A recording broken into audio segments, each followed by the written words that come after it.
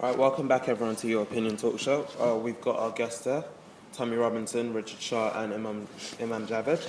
What we're going to do is just round up on the question we were asking earlier, which is should we acknowledge the different schools of Islam, analyse them and approach them individually due to the fact that differences between them do exist.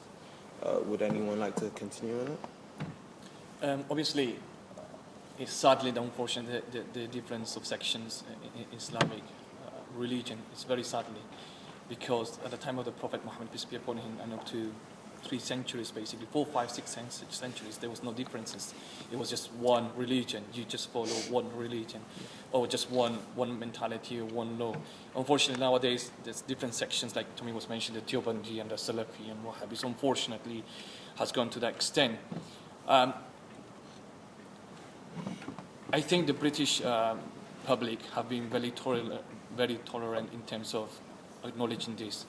Not the majority knows the difference, unfortunately, but I think it is within the authorities, the Muslim authorities who have authority within the Muslim Council of Britain and Muslim Council of Wales or the people in the Parliament, to bring this to the public and to make them understand that unfortunately there exists some kind of differences between our school of thought and their school of thought.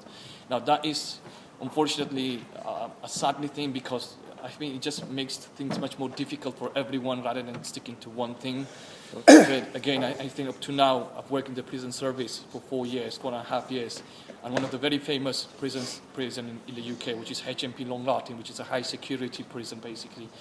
And as much as possible, we try to make them aware of the different mentality, different sections at that time over there, because my line manager was a very helpful person. He actually made us propagate that message basically in the whole prison The service. problem is, I don't you'll know, in the prison system, the imams like yourself, you've seen the stooges. Like within the prison system, most of the Muslims in there that are radical, they're not listening to the imam anyway. So I watched in Wood Hill, the imam will do his best to tackle extremism. Right. He's not listened to. Agree. The lads who are converting are not taking their shahada with the imam, they're taking their shahada with the radicals on the wing. Yeah, absolutely right. So the problems are not being properly tackled, and I know you said Muslim Council of Britain. I have grievances with the Muslim Council of Britain on many issues, but then when I saw a poll where I think it was 4% of Muslims said that the Muslim Council of Britain represent them. 4%. And many of these organisations which have links to Islamist groups, what problem we get as non-Muslims is that's when we listen to Muslim Council of Britain and I dig on them and I research on them, I find some really bad things. So if they're not representative of Muslims, why do they keep getting stuck on our TV as being the voice of British Muslims when they're not? And many groups, I know we're talking about separating the group, not just separating the different sects within Islam. I think that we need a huge education on groups and extremist groups within Islam. Hizb ut-Tahrir, who are pretty much operating most universities in Britain now. You know, they're on campus in most universities. The Stockholm bomber come to Luton as an innocent Muslim from Sweden. He left and blew himself up because he was recruited on campus on Freshers' Week in Luton University. These groups have moved out of mosques and have moved into schools, have moved into every institution, prison systems. They're operating everywhere. And I think unless you have an education as to who they are, what they're doing, what their goals are, what their aims are, what drives them, we're not going to get anywhere. And they're still operating. And I think at the same time, I'd love us all to live in peace and harmony, but I think we've got a long way to go to get there. Yeah, we do have a long way to go, unfortunately. Yeah, I think there's a number of different ways of looking at it. I think Muslims need to increase dialogue between themselves to stop this kind of talk. It can't just be we pop into the mosque to do our prayer 5 times a day and then leave. There needs to be more talk and an assurance from imams, I suppose, of your sort of mentality, Javed, that are talking to their congregation. Yes. Talking to their congregation and making sure that those kind of ideas are not filtering through, but also that there's talking with other congregations and they're working with other mosques in the area to make sure that their congregations are not doing it and opening each other's.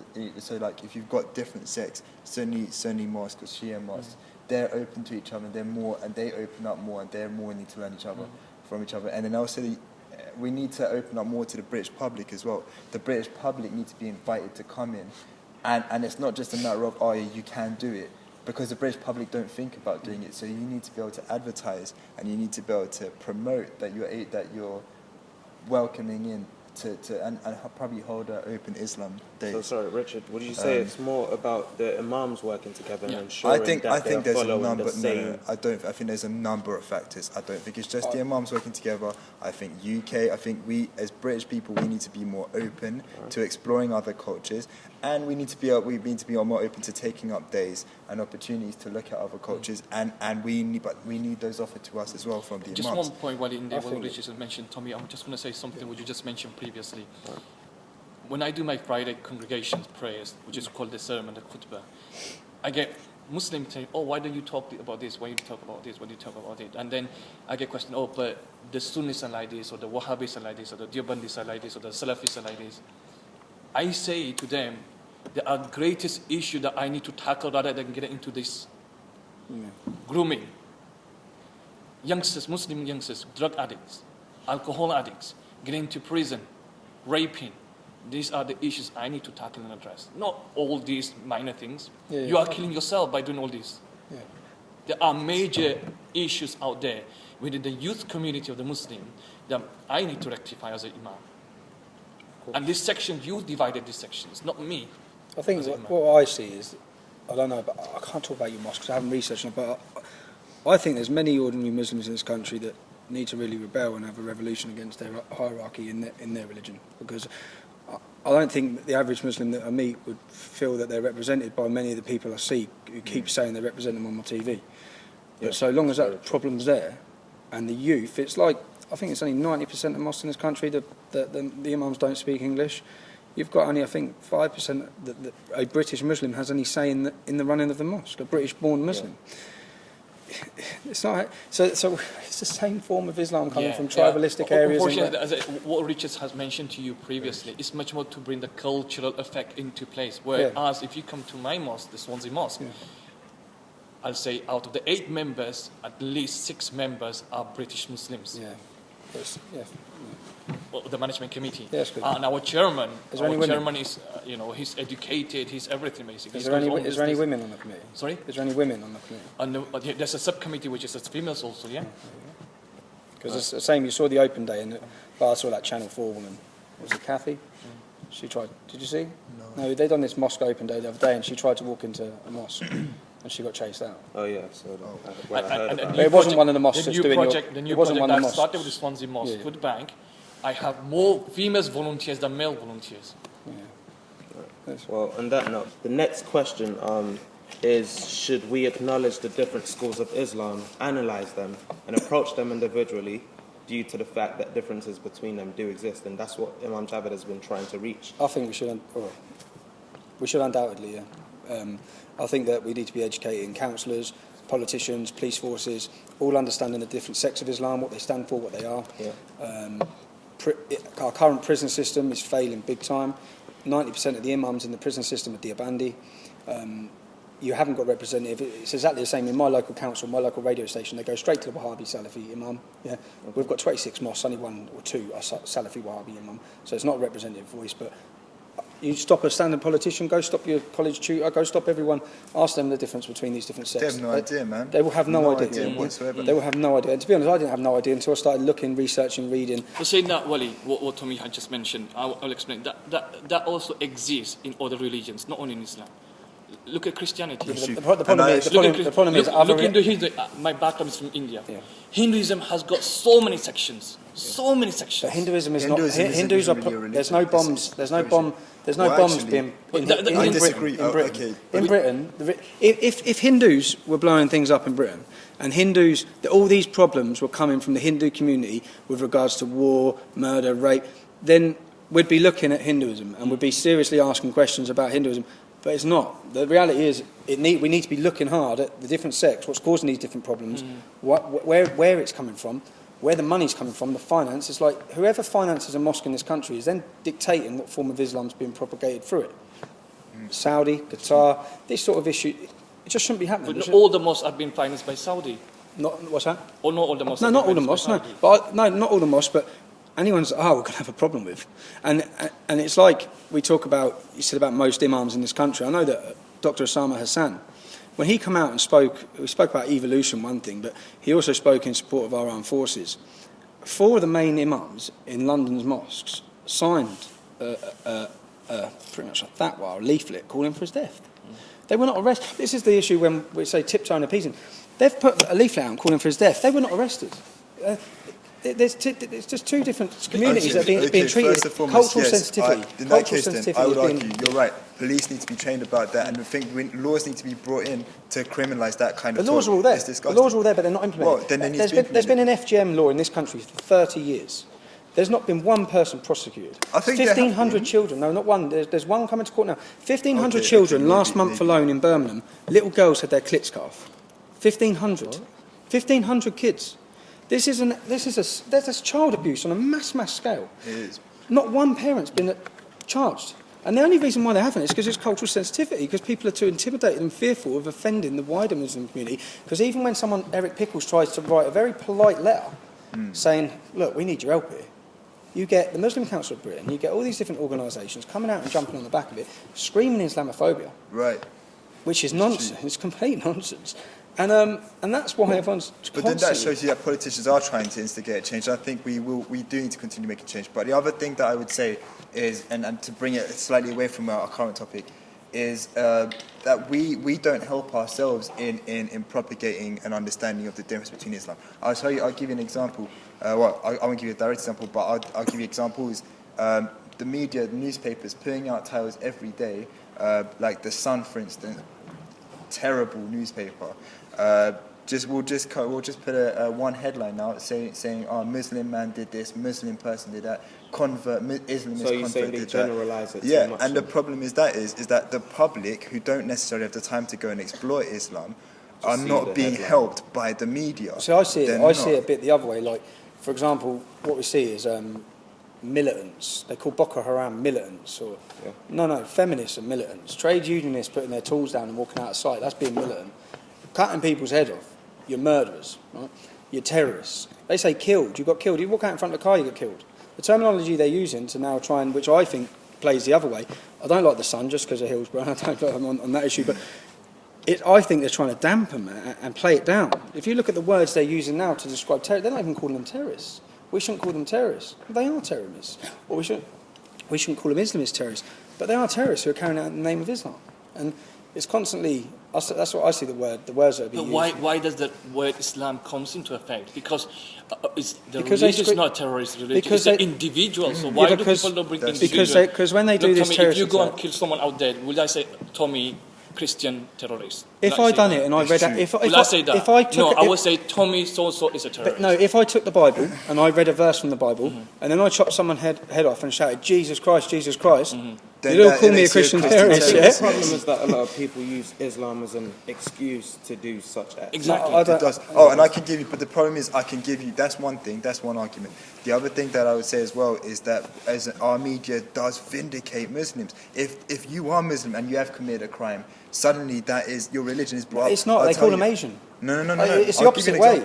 They call it Asian. And what that does is, these Asian grooming gangs, none of them have been Hindu or Sikh or Chinese. They've all been Muslim. Yes, but there have been Somali Muslims in Bristol. There have been Afghani Muslims, Iraqi Muslims, Pakistani Muslims. The one common denominator between them is not that they're Asian, and the fact is that they're Muslim. And then when you and why are they Muslim? Why are they so overrepresented? Well, Boko Haram tell us, and ISIS tell us, that they're doing it because they've been told they can do it and they can take sexual slaves. And I'm not saying that's your view. And Who told them? Who's Boko Haram? Well, Boko Haram... He just existed a few years ago. Well, I'll tell you, Boko Haram, they used the verse, is in the Quran, that say they can take non-Muslims... Can you tell me where he got his degree from? Al-Baghdadi from Baghdad University. Who migrated from Baghdad? I mean, which Al-Baghdadi. kind of university is that? He got it in Islamic studies. So who was his teacher? I don't know, but he qualified... I can make a certificate right now to tell you. But I've graduated from Oxford. The point is, sexual slaves have been taken.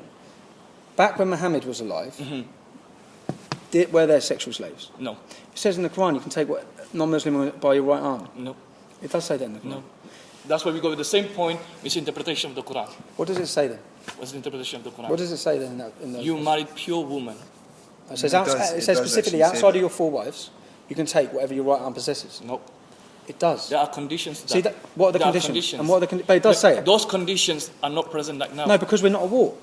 But when we are at war, which right now. yeah, but you're right. But that's why those people are misinterpretation. No, what those people are doing is justifying that they're at war. First of all, Boko Haram is not even a scholar. Who says he's a scholar? No, but these entire groups are taking thousands and thousands and thousands of women across the world now, and they're saying they're doing it because Allah has commanded them to do it, because when at war, I agree, house of war, house of God, they use it to justify. I'm saying why this is happening. We should be asking ourselves a question. Unfortunately, they're painting the wrong picture of Islam. Maybe so. Maybe that's not in their mind. Because as a devotee, as a person who studied Islam for up to now, I'm studying Islam. I graduated 10 years ago, 2004. I'm still studying Islam. But I could have justified my actions also. If we look at Rotherham, in Rotherham, these men, paedophiles, usually are finding other paedophiles online who they don't know to share their backward sexual messed up heads with, These men are going to their brothers, their cousins, their taxi driver for friends, everyone within their community, and saying, let's share an 11-year-old girl, let's share a 12-year-old girl. Do you think that's a cultural thing, though? I think that's a cultural thing rather than an actual... But what culture? What culture? Because Somalians have done it in Bristol. I would say, Richard, if you go to Australia, I would say in Australia it's Lebanese. It's not a cultural thing. In Australia it's Lebanese. What I'll say is an Islamic educated person doing something wrong. Yeah. Were they using Islam? An educated Islamic person. Well, actually, I don't know that they use a person who doesn't even. What I'm saying is, if they will have, or those people will have fear of God. First of all, fear of God. Do you reckon they will be happy to do that? A person who doesn't have fear of God in their heart, they can do whatever they want to, because they don't believe in resurrection, they don't believe in the day of judgment, they don't believe in accountability. A devotee Muslim will think, hang on a minute, what action I'm doing, God is going to catch me. But they believe that God, their argument is that God's God does let let them do it. No, which is totally wrong. God's justifying. But if that is a justification, then we would have found out that. But no, because no one's been. Say for example, if we accept that 90% of these grooming convictions are Muslim males, out of a population of 4%, then someone else give us a reason why. What I'm saying is, I don't know if this is the reason, but when I see Boko Haram and ISIS saying, this is why we're doing it, because Allah's commanded us to do it, then we look at this epidemic, which it is, and it's an epidemic because it's happening across the country. And when we talk about community cohesion, or we're on about is Islam working, how do people feel? In Rotherham, you had a minimum of 1,700 children. All of those children have got 3 or 4 family members, minimum. That's 10,000 people in the small town of Rotherham who have had their children, someone in their family has been sexually abused, raped and groomed by large groups of Muslim men that's been facilitated and accommodated by police, politicians and everybody. That's a problem, and that's the problem that when you see groups like the English Defence League, and why? The thing is, why are you getting influenced by Boko Haram for? Why can you not be influenced by the people who came before him? No, what I'm being influenced by is what I see. So I'm saying what we're seeing as representative. The fact is, you have to come into. We got to think that who's Boko Haram? Is it some kind of prophet? No, Boko Haram is basically going to be the next Islamic State in Africa. It already is now. It's massive. It's massive. Who are they to say that we control the world? When the Prophet Muhammad, peace be upon him, who was the leader of all the Muslims, he himself said that you worship God. You don't. And I'm going to argue. I'm going to argue from a scriptural point of view, from what I have read, from the research I have done, that actually Muhammad, peace be upon him, said that actually you can marry a slave. You can marry a slave, but you have to free them first. And that is in the Quran as well. Yeah, but it says 14 times in the Quran that you can take non-Muslim women as sexual slaves. Does it say you can can I take any non-Muslim woman from here? I don't think it's a joke. You just mentioned it. If I'm honest, I don't think it's a joke. I think young kids are being taken as sexual slaves, whether it be in Nigeria, whether it be in Syria, whether it be in Iraq, and these things are being justified. And I don't think, unless we can get to the bottom of it, and we have imams coming out and telling that this is not what it means, and we really challenge the scripture that they're using to justify it, rather than just screaming Islamophobia, which is what I hear so many times. It's like, you're Islamophobic. It's like, look, I'm just saying what I see and putting it together and saying these problems need fixing. If we're all going to progress as a community in this country, then these issues need to be addressed, because it's getting worse and worse. On that note, guys, I'm going to have to close now. Thank you everyone for coming. Imam Javed is about to leave us, and we're about to close close the show. Any last minute questions? We just have 1 minute for questions. You first? Yeah, I want to quickly touch on extremism again, because for all these issues, for example, groups like Boko Haram, etc., you kind of want almost distance them from Islam. You kind of isolated them and kind of tried to separate the two. But what really dumbfounds me, what really confuses me, is, for example, like after things like 7/7, they did like an interview with people, you know, who knew these people from the local mosque, and they knew them. And they were having these interviews and asking questions about them, and they goes, oh yeah, well, we realised they went off track a little bit here and a little bit there, like, you know, we realised they weren't really behaving the same way, they become radicalised. And I was kind of just, I was speechless, because if they know that they become radicalised, if, for example, in my local church, if someone I knew stopped coming to church, well, you know, they probably did still go to the mosque, but came to the church and started proposing radical ideas, everyone would go mad, everyone would go nuts, you know, the pastor would sit on the side, talk to him, you know, there'd be serious stuff done, and just, like, my question to you is, what I feel is, like, the Islamic community just isn't doing enough to tackle this, because the only way you can tackle extremism is if you tackle it from the inside, like, from the mosques themselves, and from where I'm sat, I just don't think enough's being done at all. Just to clarify, we have exactly 1 minute. Okay, I really agree with that. But in my mosque, I get 1,600 people. Do you get money from Prevent? No. Well, because you see what you just said, £360 million was given to the Muslim community in Britain in 1 year, yeah, for the Prevent scheme. The idea was that if they get a Muslim who causes a problem like that, they contact Prevent, I think it's now called Channel, and they report them. Yeah? Not one. Not one was reported. The Stockholm bomber went and blew himself up, and then the local imam come out and said, well, we challenged him and we chased him out of the mosque. But you took tens of thousands of pounds off Prevent, and you should have reported him to the security services. We don't get from Prevent. And you didn't pay. But going back to your question, I get 1,600 people coming to my mosque. Who do I know is being radicalised? Unless I have a one-to-one dialogue with that specific person. Did you kick 4 Unless people? if somebody tells me this person has been radicalised. That's why, I had ITV News filming my Friday sermon a couple of weeks ago. The ITV News, Wales News. You can check it, still in there basically. And the producer or the person who came from ITV, he was so shocked in terms of the topic that I choose, because my topic was bring harmony within the community, regardless of what you are, regardless of your religion, regardless who you are, regardless where you come from. It's just bringing harmony within the community. And he said, how do you manage to make them understand this? I said, well, my job is to speak in a large community. Their job is to listen and to bring it into the heart. Now, I don't have a magic stick to add a kadabra and change. Unfortunately, I can't do that. If my words are sincere, I have full faith in my God, that God will put those words in their hearts and they will change. If my words are sincere. Thank you very much, sir. Unfortunately, we're going to have to stop there. Thank you very much for coming today. Thank you very much. Thank you. Thank you very much for coming. You too. Richard, thank you very much. Thank you, Mark. Thank you. Thank you. Thank you very much. Is that done, yeah? Yeah, sound, man. Alright, what we're going to do is like do that. Explain that to you. I'm going to go see Imam Jabir. I'm going to go see the Imam of Fire. What we'll do, just 2 seconds.